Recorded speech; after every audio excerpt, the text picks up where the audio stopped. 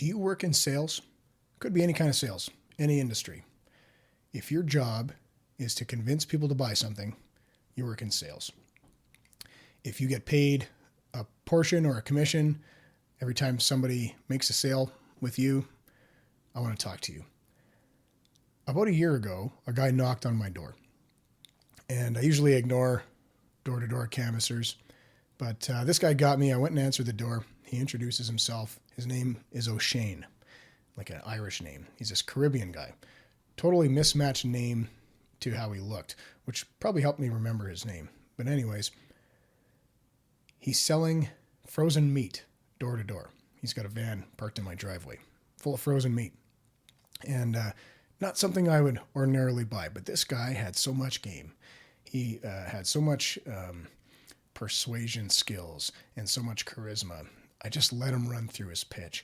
And he totally had me. And he's asking me a lot of questions. He's building rapport. He's asking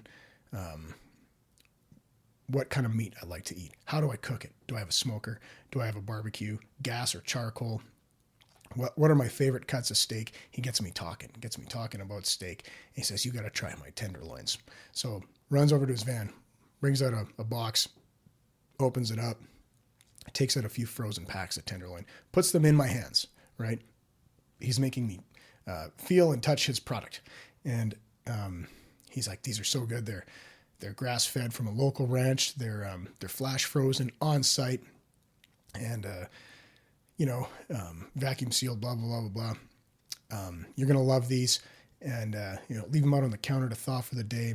And then he runs back. Do you like chicken? I got to show you my chicken. He comes back with frozen chicken breasts, individually wrapped. And then he comes back with dry ribs. And then there's chicken fingers and a whole bunch of stuff. Pretty soon, there's a pile of open cardboard boxes on my doorstep.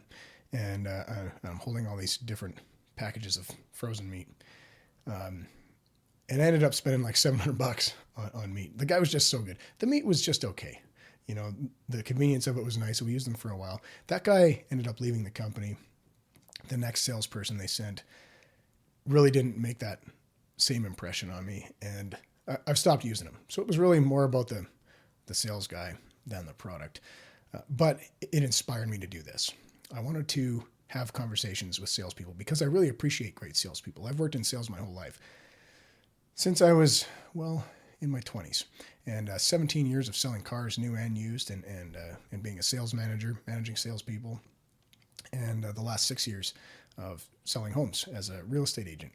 And the longer I've done this, the more I've come to appreciate great salespeople and great sales skills. I have a reverence for great salespeople. And when I meet one, like that door-to-door meat salesman, I just want to talk to him, and I want to know what it's like.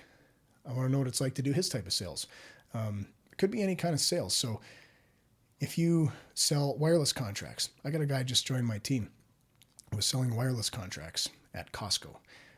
Top producing guy there, making like 150, 200K a year. And he's made the jump to real estate. I'm helping him with that. If you sell knockoff sunglasses at a mall kiosk, if you sell energy contracts, or you sell industrial equipment, or cars, or RVs, or boats, vacation properties, whatever it is, I want to talk to you.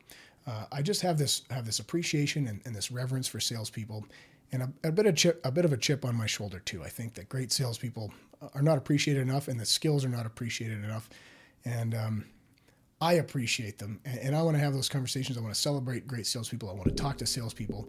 I want to learn what it's like in your area of sales and what makes it different and what makes it challenging and what makes it fun. But I also want to learn, what we all have in common and the types of skills that we all use. And this is not going to be a professional development podcast, though we will develop a little bit along the way.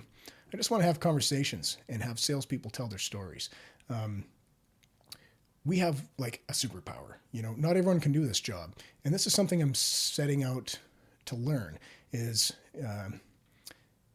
are we born this way? Are salespeople made, or are they born? Or is it something of both? Because as a sales manager all those years, I started to really believe that some people had and some people didn't. And I wasn't really sure if you could teach it. You could develop it and you could improve your skills and get better. But some people have it and some people didn't. Maybe I'm wrong. I want to find out. But we have a superpower. We get told no a lot more often than we get told yes. We often start every month, every day for that matter, not knowing how much money we're going to make today or if we're going to make any at all. And we do a lot of work that we don't get paid for. And we just learn to accept rejection and move on and keep grinding.